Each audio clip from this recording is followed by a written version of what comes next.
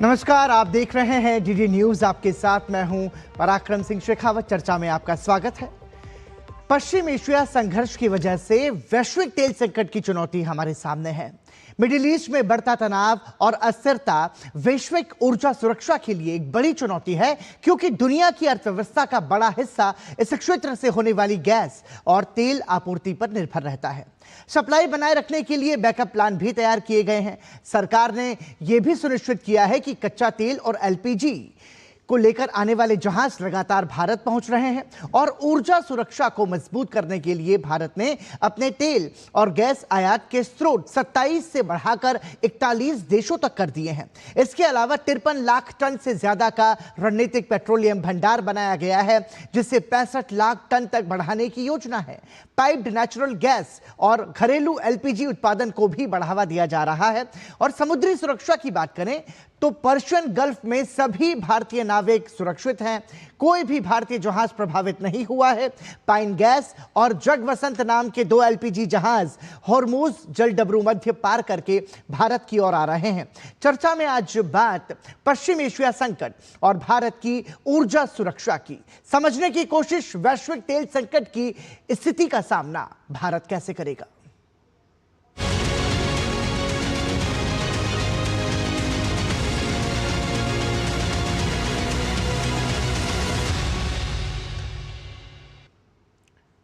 आपको बता दें कि केंद्र सरकार ने प्रेस वार्ता करके देश में पेट्रोलियम और कच्चे तेल की उपलब्धता पर क्या कुछ कहा, जरा पहले वो सुन लेते हैं। हमारे पास कच्चे तेल की पर्याप्त इन्वेंट्री उपलब्ध है, अर्थात पर्याप्त मात्रा में उपलब्ध है। हमारी रिफाइनरीज भी ऑप्टिमम कैपेसिटी पर चल रही हैं। मैं देशवासियों को विश्वास दिलाना चाहती हूं कि हमारे पास पेट्रोल और डीजल पर्याप्त मात्रा में उपलब्ध है। कहीं पर भी किसी पेट्रोल पंप पर कोई कमी नहीं है। पेट्रोल पंप को सप्लाई करने वाले टर्मिनल्स पर भी पर्याप्त मात्रा में उपलब्ध है। इसलिए अफवाहों पर विश्वास न करें और पैनिक बाइंग से बचें। मैं ये भी बताना चाहती हूं कि पेट्रोल और डीजल के प्राइस में कोई बढ़ोतरी नहीं की गई है। अतः मेरा आप सभी से आग्रह है, कृपया अफवाहों पर ध्यान न दें। तो अफवाहों पर ध्यान न देने की अपील की जा रही है। वहीं पोर्ट पत्तन परिवहन और जलमार्ग मंत्रालय के विशेष सचिव राजेश कुमार सिन्हा ने बताया कि खाड़ी में भारतीय ध्वज वाले 20 जहाज हैं, जिन पर मौजूद 540 नाविक सुरक्षित हैं। सरकार हर परिस्थिति से निपटने के लिए पूरी तरह सक्षम है। पिछले 24 घंटे में किसी भी भारतीय जहाज या नाविक से संबंधित कोई इंसिडेंट रिपोर्टेड नहीं है। हमारे 20 भारतीय ध्वज के जहाज, उसमें 540 भारतीय नाविक पर्शियन गल्फ में हैं और सुरक्षित हैं, और उनसे डीजी शिपिंग लगातार संपर्क बनाए हुए हैं, उन पर निगरानी रखे हुए हैं। पिछले 24 घंटों में करीब 200 कॉल, टेलीफोनिक कॉल्स और करीब 500 ईमेल प्राप्त हुए हैं, जिनका जवाब दिया जा रहा है। और पिछले 24 घंटों में 50 भारतीय नाविकों को रिपैट्रिएट करके भारत वापस लाया गया है अपनी इंडियन मिशंस के सहयोग से। पोर्ट के ऑपरेशंस सामान्य हैं, कहीं भी कोई कंजेशन रिपोर्टेड नहीं है। तो सरकार हर स्थिति पर लगातार नजर रख रही है, भारत के भीतर भी और भारत के बाहर भी, कि कैसे इस चुनौती का सामना किया जाए। तो आइए चर्चा को शुरुआत करते हैं। बातचीत करने के लिए हमारे साथ जुड़ रहे हैं 2 खास मेहमान। हमारे साथ मौजूद हैं अनिल वाधवा, आप पूर्व वरिष्ठ राजनयिक हैं। बहुत बहुत स्वागत अनिल जी आपका। साथ ही चर्चा में हमारे साथ जुड़ रहे हैं डॉक्टर जाकिर हुसैन, आप ऊर्जा और विदेश मामलों के जानकार हैं। चर्चा की शुरुआत अनिल जी मैं आपसे करना चाहूंगा। देखिए, वर्तमान समय में यदि हम स्थिति देखें तो भारत अपनी तेल जरूरतों का 85% और एलपीजी का 60% आयात करता है। पश्चिम एशिया में अस्थिरता और ये जो संकट की स्थिति है, ये भारत की ऊर्जा संपत्ति को किस तरीके से प्रभावित करती है और हमारे पास क्या कुछ विकल्प है? देखिए, ऊर्जा आपूर्ति के संदर्भ में भारत ने कच्चे तेल, एलपीजी और एलएनजी की निर्बाध आपूर्ति कराने के लिए काफी सारे स्रोतों से विविधीकरण किया है और करते रहेंगे। तो भारत ने वैकल्पिक जो आपूर्ति करता है उनसे भी समझौते बढ़ाए हैं और राजनीतिक पेट्रोलियम भंडार जो हमारे पास है उसका उपयोग करने की तैयारी भी रखी है। तो इससे घरेलू बाजार में कीमतों और उपलब्धता पर नियंत्रण बनाए रखने में मदद काफी हद तक मिली है। और फिर राजनीतिक स्तर पर भी भारत ने संतुलित और एक रचनात्मक भूमिका निभाते हुए शांति स्थापना के प्रयासों का समर्थन किया है। जी। और उसके साथ साथ जो समुद्री मार्ग है उनकी सुरक्षा को सुनिश्चित करने के लिए भारत ने अपनी नौसेना की तैयारी को भी सुदृढ़ किया है। तो भारतीय नौसेना ने अरब सागर और अदन की जो खाड़ी है उसकी निगरानी बढ़ाकर भारतीय जहाजों को सुरक्षित मार्ग प्रदान किया है और उसके साथ ही अंतर्राष्ट्रीय सहयोग भी बढ़ाया है। इसके तहत समुद्री सुरक्षा तंत्रों में सक्रिय भागीदारी भी सुनिश्चित की गई है। बिल्कुल ठीक है, हमारे साथ डॉक्टर जाकिर हुसैन भी मौजूद हैं। जाकिर हुसैन सर, देखिए, यदि हम बात करें स्ट्रेट ऑफ हॉर्मुज की तो हम ये कह सकते हैं कि भारत की जो कूटनीति है उसका ही असर है कि भारत के जो जहाज हैं वो लगातार भारत की ओर अग्रसर हैं, भारत आ रहे हैं। लेकिन ऐसे में ये समझना चाहेंगे कि स्ट्रेट ऑफ हॉर्मुज को दुनिया के तेल की नस क्यों कहा जाता है, और यदि ये मार्ग पूरी तरीके से बंद हो जाता है तो भारत के पास क्या विकल्प रहेंगे? देखिए, इसको दुनिया की नस इसलिए कहा जाता है कि 20% ऑयल और लगभग 22% गैस, एलपीजी, एलएनजी इसके थ्रू पास होता है। 20% गैस, 18 से 20% एलपीजी, एलएनजी जो है कतर सप्लाई करता है सिर्फ एलोन, और सऊदी अरबिया सबसे बड़ा जो है तेल यहाँ से लेता है। और हम यहाँ से लगभग 50%, 40 से 45 से 50% तेल वहाँ से लेते हैं और करीब 90% जो है हमारा एलपीजी इसी रास्ते से आता है। तो ये दुनिया के लिए भी एक बहुत ही नस का काम करता है जी, हमारे लिए भी करता है। अब मसला ये है कि ईरान ने जो है इस सकरे जो है स्ट्रेट को, जो 33 किलोमीटर सिर्फ है, जहां पर 20 मिनट में एक जहाज पास होता है, उसको रोक दिया है। तो ये 20% जो ऑयल की सप्लाई वर्ल्ड में है इसका कोई सब्स्टिट्यूट नहीं है, कोई विकल्प नहीं है, क्योंकि ऑयल जो है 15 से 20 साल में नया उत्पादन कर पाता है जी। तो इसकी भरपाई के लिए हमने क्या किया है, हमने वहां पर किसी के साथ मिल के ईरान के खिलाफ या इसके खिलाफ कुछ नहीं किया है। हम शांति वार्ता में, डिप्लोमेसी में बिलीव करके ईरान को समझाने की कोशिश में है कि आप लड़ाई लड़िए लेकिन विश्व के साथ खिलवाड़ मत करिए जी। तो इससे हमारी जो है शिप्स वहां पर जो खड़ी हैं, 27 आपने जो रिपोर्ट में बताई, कुल 140 शिप्स वहां पे खड़ी हैं, तो वो बची हुई हैं। अब हम कर क्या रहे हैं कि इस क्षति की पूर्ति के लिए हम जो है अपना ऑयल डाइवर्सिफिकेशन कर रहे हैं, जिसमें 2 चीज कर रहे हैं, फ्यूल डाइवर्सिफिकेशन और डेस्टिनेशन डाइवर्सिफिकेशन। डेस्टिनेशन में हमने क्या किया, पहले हम 27 मुल्कों से ले रहे थे, अब 41 मुल्कों से लेना शुरू कर दिया है। और अगर हमने रशिया का ऑयल ना रोका होता तो ये हमारी स्थिति ना होती। हम फिर से रशिया से जो है एग्रीमेंट कर रहे हैं, यूएस से कर रहे हैं, लैटिन अमेरिका से कर रहे हैं और छोटे छोटे मुल्कों से कर रहे हैं। और तेल हमारी, और नेवी जिस तरीके से प्रीवियस उन्होंने बताया, नेवी उसको जो है संभाल के हमारे तट पे ला रही है जी। तो एक तो ये होगा। दूसरा जो है फ्यूल डाइवर्सिफिकेशन ने, प्राइम मिनिस्टर ने जो पार्लियामेंट में चीजें रखी वो बहुत ही विस्तार पूर्वक बताया कि कहाँ कहाँ से हम जो है पेट्रोलियम से निर्भर नहीं है। और एक चीज और मैं बताना चाहूंगा कि अभी 40 से 45 दिन तक का हमारे पास तेल और एलपीजी का भंडार है जी। अफवाहों पे लोग ना जाएं, जिनकी जितनी जरूरत है वो जाएं स्टॉक पर, वहां से बिल्कुल ठीक है। ये सबसे महत्वपूर्ण है क्योंकि ये पैनिक बाइंग की जो सिचुएशन है वो लोगों में एक तरीके से असमंजस भी पैदा कर रही है और डर भी पैदा कर रही है। इस पर और विस्तार से बातचीत करेंगे, बताएंगे आपको कि अंतर मंत्रालयीन जो प्रेस वार्ता हुई है उसमें अफवाहों का किस तरीके से जिक्र किया गया है और हमारी मौजूदा स्थिति क्या है। लेकिन फिलहाल रुकने के ब्रेक के लिए बने रहिए हमारे साथ।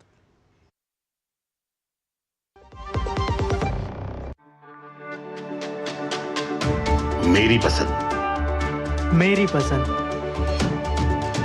मेरी पसंद, मेरी पसंद,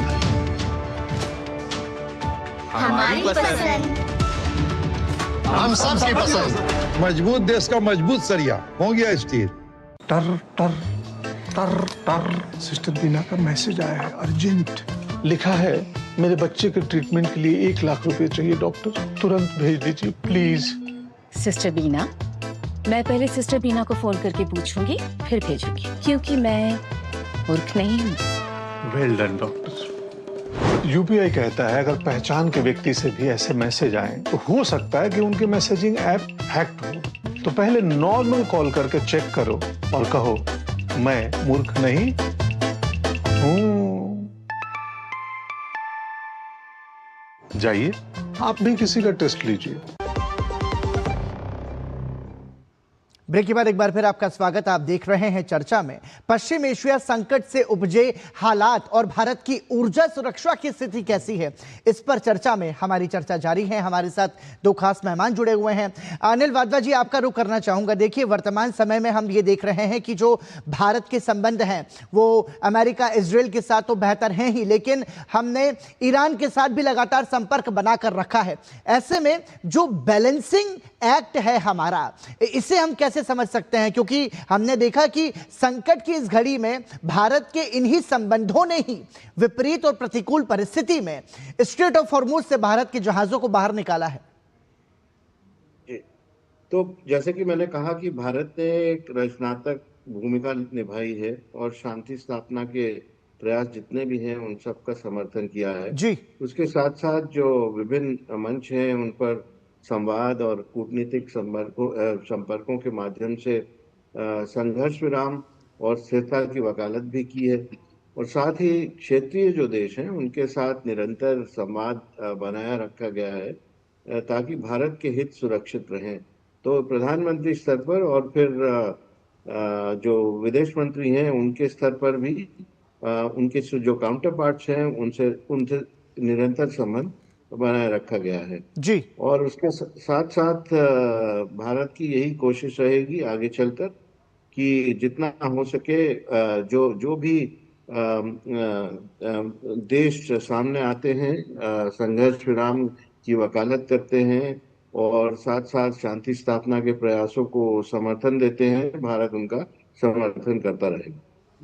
ओके, जाकिर हुसैन जी से अगला सवाल मेरा ये है कि हम ये देख रहे हैं कि हमारे देश में फिलहाल पर्याप्त भंडारण है पेट्रोल का, डीजल का और गैस का भी, लेकिन समझना ये भी है कि यदि ये जो अस्थिरता है, ये संकट जो है, यदि ये बरकरार रहता है तो ये जो हमारे पास वर्तमान समय में जो भंडारण है क्या वो पर्याप्त है, और यदि पर्याप्त नहीं है तो किस तरीके की वैकल्पिक स्रोतों की ओर हमें जाना होगा, ये भी महत्वपूर्ण है।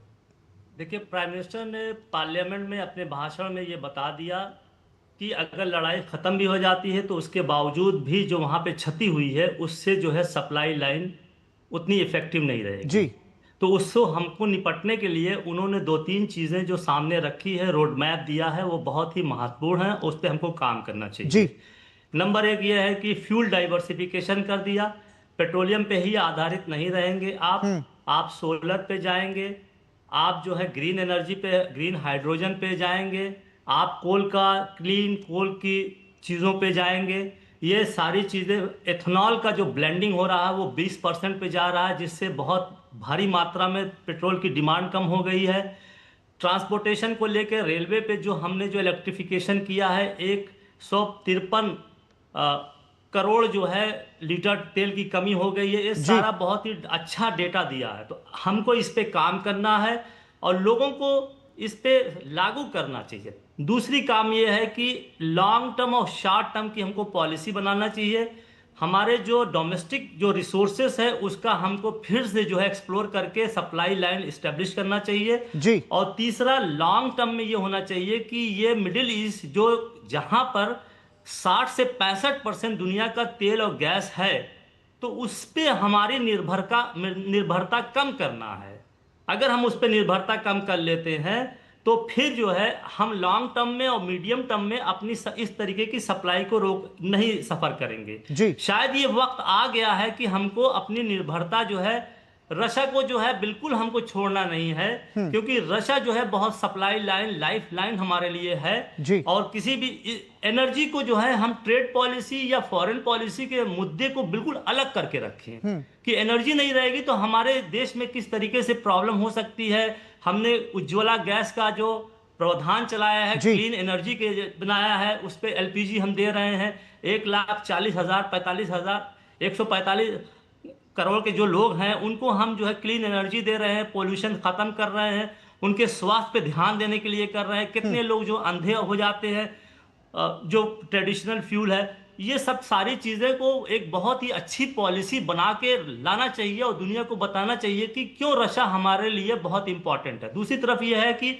हमने जो है अमेरिका से भी बढ़ाया है, लगभग 92% जो हमारी इंक्रीज हुई है एनर्जी, लेकिन वो बहुत दूर पड़ता है और कॉस्टली हो जाता है। तो हमको ये भी सामने लाना है कि हम एनर्जी के साथ खिलवाड़ नहीं कर सकते, जिससे हमारी सुरक्षा भी कंप्रोमाइज होगी, हमारा विकास भी होगा, हमारे लोगों के जीवन में बहुत ही कष्ट आ जाएगा अगर हमने एनर्जी के साथ और चीजों को जोड़ा। तो ये एक बोल्ड पॉलिसी हम चाहते हैं कि प्राइम मिनिस्टर मिनिस्ट्री को, ये पेट्रोलियम मिनिस्ट्री को डायरेक्ट करें, एक बहुत अच्छी रिपोर्ट बना के दुनिया के सामने पेश किया जाए कि क्यों हम रशिया की एनर्जी पे बहुत ज़्यादा फोकस करना है और लैटिन अमेरिका की एनर्जी स्रोतों को और मैक्सिको को, ये सारे एनर्जी के भंडार हैं, वेनेजुएला को ये एनर्जी के भंडार है, इस पे हमको फोकस करना चाहिए। बिल्कुल ठीक है। मतलब देखिए, ऊर्जा के जो प्राकृतिक स्रोत हैं उन पर तो ध्यान देना ही है, लेकिन साथ ही साथ वैकल्पिक स्रोत पर भी हमें अब फोकस करने की जरूरत है, क्योंकि जनसंख्या के लिहाज से हमारा देश बहुत बड़ा है, उस लिहाज से खपत हमारे यहाँ बहुत ज्यादा है। अनिल जी, समझना चाहेंगे आपसे, 27 देशों पर अभी तक हम आयात करते थे कच्चा तेल और जो तमाम सारे ऊर्जा के जो आवश्यक आपूर्ति है, लेकिन अब उससे बढ़ा करके 41 देशों से अब हम आयात कर रहे हैं। और ये जो वैकल्पिक स्रोत की जो बात कही जा रही है, आपको लगता है कि ये महत्वपूर्ण है? ये बहुत महत्वपूर्ण है, क्योंकि आगे चलकर हम देखेंगे कि भारत के जो ट्रेडिशनल सप्लायर्स थे उनको बढ़ाकर और बड़ा किया जाएगा इसका दायरा। वो इसलिए है क्योंकि कभी भी किसी दुनिया के किसी भी क्षेत्र में कुछ भी हो सकता है। जैसा कि हमने अभी देखा, जो वेस्ट एशिया में जो क्राइसिस हुआ, उसके जो कॉन्सिक्वेंसेस हैं वो पहले से उजागर नहीं थे, लेकिन अब कई देशों को ये समझ में आ गया है कि सप्लाई चेन के लिए डाइवर्सिफिकेशन बहुत इम्पोर्टेंट है। दूसरी बात ये कि जो आसपास के जो आपके नेबरिंग देश हैं, उनसे जितनी डाइवर्सिफिकेशन हो सके उतना बेहतर है जी। कुछ ऐसे देश हैं जो जिनको हम फ्रेंड शोरिंग देश कहते हैं, वो ऐसे देश हैं जैसे ऑस्ट्रेलिया है, उनके साथ में हमने पहले एलएनजी इंपोर्ट की बात चलाई थी, लेकिन चूंकि हमारा कतर के साथ में एक लॉन्ग टर्म एग्रीमेंट हुआ, उसके चलते उस तरह की एग्रीमेंट को अंजाम नहीं दिया गया, लेकिन वो टेबल पर है।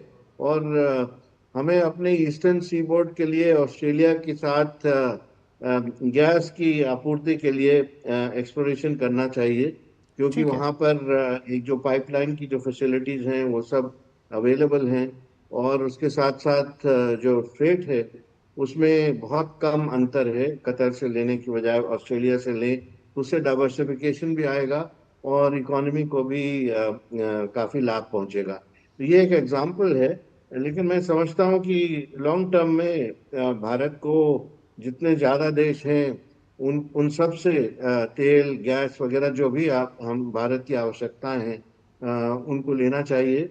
और उसके साथ साथ जो डोमेस्टिक जो हमारे पास जो ऑयल फील्ड्स है जी, उनको डेवलप करना चाहिए ताकि हम आत्मनिर्भर बन सके जितनी जल्दी हो सके। बिल्कुल ठीक है। ऊर्जा के क्षेत्र में आत्मनिर्भरता अपने आप में महत्वपूर्ण है, और हमने देखा कि प्रधानमंत्री नरेंद्र मोदी के नेतृत्व में केंद्र सरकार लगातार ऊर्जा के क्षेत्र में आत्मनिर्भरता के कई सारे प्रयास कर रही है। और प्रधानमंत्री ने तभी ये कहा था कि 11 वर्षों में जो काम हमने किए हैं वो संकट के समय में हमारे सामने हमारी मदद कर रहे हैं। यहां रुकेंगे एक छोटे से ब्रेक के लिए, चर्चा में चर्चा जारी है। जब धरती चीर कर निकलता है लोहे का पत्थर और मिलता है मोंगिया के जोश से, फिर तपता है, पिघलता है और बनता है फौलाद। अब होता है सरिया सारी खूबियों के साथ, मोंगिया स्टील, मजबूत देश का मजबूत सरिया। टर टर टर टर सिस्टर बीना का मैसेज आया है, अर्जेंट। लिखा है मेरे बच्चे के ट्रीटमेंट के लिए 1 लाख रुपए चाहिए डॉक्टर, तुरंत भेज दीजिए प्लीज। सिस्टर बीना, मैं पहले सिस्टर बीना को फोन करके पूछूंगी, फिर भेजूंगी, क्योंकि मैं मूर्ख नहीं हूँ। Well done doctor. यूपीआई कहता है अगर पहचान के व्यक्ति से भी ऐसे मैसेज आए तो हो सकता है कि उनके मैसेजिंग ऐप हैक्ड हो। तो पहले नॉर्मल कॉल करके चेक करो और कहो मैं मूर्ख नहीं हूं। जाइए आप भी किसी का टेस्ट लीजिए। ब्रेक के बाद एक बार फिर आपका स्वागत। चर्चा में हम बात कर रहे हैं पश्चिम एशिया संकट और भारत की ऊर्जा जो सुरक्षा है उसको हम कैसे उसको पूरा कर रहे हैं, किस तरह की चुनौतियां हमारे सामने, इस पर हमारी चर्चा लगातार जारी है। 2 खास मेहमान हमारे साथ जुड़े हुए हैं, अनिल वाधवा और डॉक्टर जाकिर हुसैन। अगला सवाल डॉक्टर जाकिर हुसैन आपसे। सर, हमने ये देखा कि जब भी हमारे देश में किसी तरह की कोई प्रतिकूल स्थिति जब निर्मित होती है तो हमने देखा कि एक फेक नैरेटिव चलाने की कोशिश भी लगातार उसके साथ की जाती है। ऐसे में हमने देखा कि पेट्रोल पंप पर और उसके पहले एलपीजी गैस जो यूनिट्स थे वहां पर लोगों की लंबी लंबी भीड़ हमने देखी। बार बार मंत्रालय भी, प्रधानमंत्री भी, तमाम सारे मंत्री भी, सदन के भीतर भी और सदन के बाहर भी ये अपील कर रहे हैं कि पैनिक बाइंग से बचें। इस तरह की सिचुएशन हमारे देश में अभी इतनी गंभीर संकट नहीं है कि लोग भीड़ लगा करके खड़े हुए हैं। ये जो फेक नैरेटिव है इसे कैसे स्पष्ट करने की जरूरत है? देखिए, ये बहुत ही गैर जिम्मेदाराना हरकत है पैनिक बाइंग का एक क्रिएट करना, और ब्लैक मार्केटियर्स का जो है काला बाजारी के में जो लोग इन्वॉल्व हैं इस चीज़ को बढ़ावा देते हैं। इसमें 3 चीज़ें बहुत ज़रूरी है। नंबर 1, ऐसे लोग जो इस तरीके की अफवाहें फैला के उससे पैसा कमाने की करते हैं, होर्डिंग करते हैं, उनके खिलाफ सख्त से सख्त एक्शन लेना चाहिए, सख्त एक्शन। और उस एक्शन को पूरे देश में दिखाना चाहिए कि देखिए ये बिला वजह इस तरीके की पैनिक फैला रहे हैं जी। दूसरी तरफ टाइम टू टाइम, वक्तन फवक्तन जो है प्राइम मिनिस्टर, रिस्पॉन्सिबल आदमी, फाइनेंस मिनिस्टर, पेट्रोलियम मिनिस्टर अपने और चीफ मिनिस्टर इस तरीके के बयान दें, पब्लिक से इंटरेक्शन करें। और मेरे ख्याल से जो जहां पे ज़्यादा, जैसे सूरत से लोग बहुत ज़्यादा प्रॉब्लम में आ रहे हैं, जो न्यूज़ आ रही है, वहाँ पे विजिट करेंगे, वहाँ पे विजिट करके लोगों को समझाएं कि नहीं ऐसा कुछ नहीं है, इसका बहुत बड़ा मैसेज जाएगा।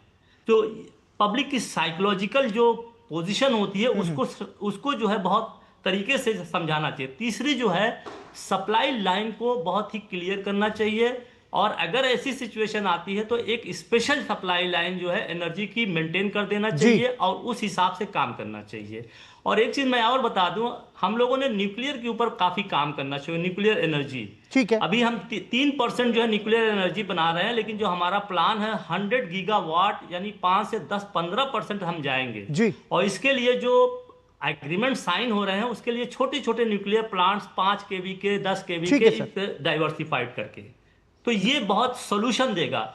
सोलर पैनल का हमें बहुत अच्छी तरीके से एक्सपेंशन करना चाहिए, सब्सिडी दी जा रही है, इस पे हमको काम करने की जरूरत है। ओके, ठीक है। वाधवा जी, अंतिम प्रतिक्रिया आपसे चाहूंगा। सर देखिए, जहाजों को लेकर के भी एक फेक नैरेटिव चलाया गया, उसमें यह कहा गया कि हमारे जहाज जो हैं वो फंस गए हैं, उन पर हमला हो गया है। उसके बाद हमने देखा कि मंत्रालय की जो प्रेस वार्ता हुई अंतर मंत्रालय की, उन्होंने स्पष्ट किया कि ये सारा फेक प्रोपेगेंडा है। तो इस तरह की जो असमंजस की स्थिति बनाने की जो कोशिश की जाती है उससे बचने की जरूरत है और सतर्क रहने की जरूरत है। बिल्कुल, जैसे आपने कहा कि ये बहुत ज़रूरी है कि जो फेक न्यूज़ है और उसको जो AI जनरेटेड कंटेंट है जी इंटरनेट पे, उससे लोगों को बचना चाहिए। और अभी हम देख रहे हैं कि जहाँ भी भारतीय नागरिक हैं बाहर दूसरे खाड़ी के देशों में, उनके साथ भारतीय दूतावासों में एक हेल्पलाइन भी बनी है। उनके लिए निकासी योजनाएं हैं और आवश्यक सहायता भी उपलब्ध कराई गई है। तो और घरेलू स्तर पर भी अगर हम देखें तो सरकार ने एक उच्च स्तरीय समूह और अंतर मंत्रालय समितियों का गठन किया है जी। तो वो लोग ऊर्जा, व्यापार, शिपिंग, वित्तीय प्रभाव की निरंतर समीक्षा कर रहे हैं। तो इसलिए जो भी लॉजिस्टिक्स का समर्थन है, बीमा सुविधाएं हैं, वैकल्पिक व्यापार मार्ग हैं, उनको सबको बढ़ावा दिया गया है।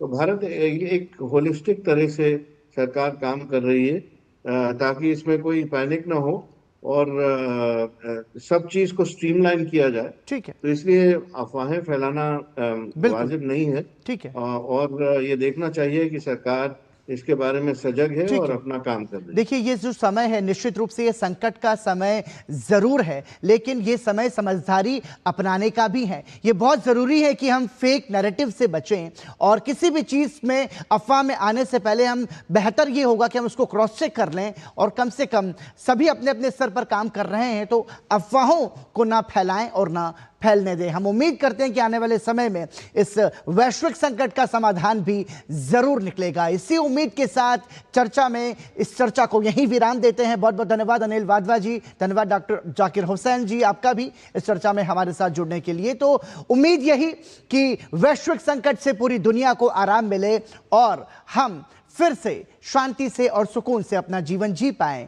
इसी के साथ आज के लिए इतना ही, दीजिए अनुमति। नमस्कार।